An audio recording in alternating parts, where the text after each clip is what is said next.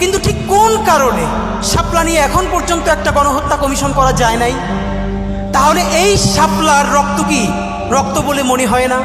শাপলার মানুষের মাথায় টুপি, মুখে দাড়ি, তারা অনেকে গরিব, তারা প্রান্তিক, পশ না, আরবান মিডল ক্লাস না, তাদের তকতকে কোনো প্রতিষ্ঠান নাই।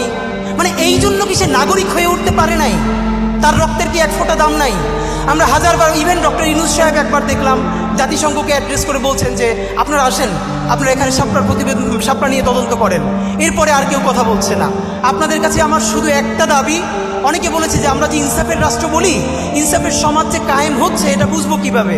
এটার আমি প্রথম বলেছি, যেদিন শাহবাগ, সমস্ত শাহবাগ দাঁড়িয়ে প্রকাশ্য ক্ষমা চেয়ে শাপলার বিচারের জন্য রাস্তায় নামবে, সেই দিন বাংলাদেশে যে ইনসাফ কায়েমের প্রারম্ভ হয়েছে সেটা আমরা বুঝতে পারবো। এইখানে যাদেরকে আমরা দেখছি এরা তো শাপলার ভিকটিম। তো শাপলার বিচার কি শুধু শাপলার ভিকটিমরা চাইবে? শাপলার বিচার কি শুধু যার বাবা শহীদ হয়ে গেছে সে চাইবে? শাপলার ভিকটিম কি শুধু মাদ্রাসার ছেলেগুলোরই চাইবে? তাহলে বাকি যারা বাংলাদেশের নাগরিক তাদের কি শাপলার বিচার লাগবে না? আমরা শাপলার বিচার চাই না বলেই তো এই আবার আমাদের হুজুরেরা তারা অনেক সময় অন্য বিচার চায় না, এবং আমরা তখন বলি তারা কেন আমাদের পক্ষে কথা বলে না। এই বিভাজন ভেঙে শাপলা গণহত্যার জন্য কমিশন করতে পারতেই হবে আমাদেরকে।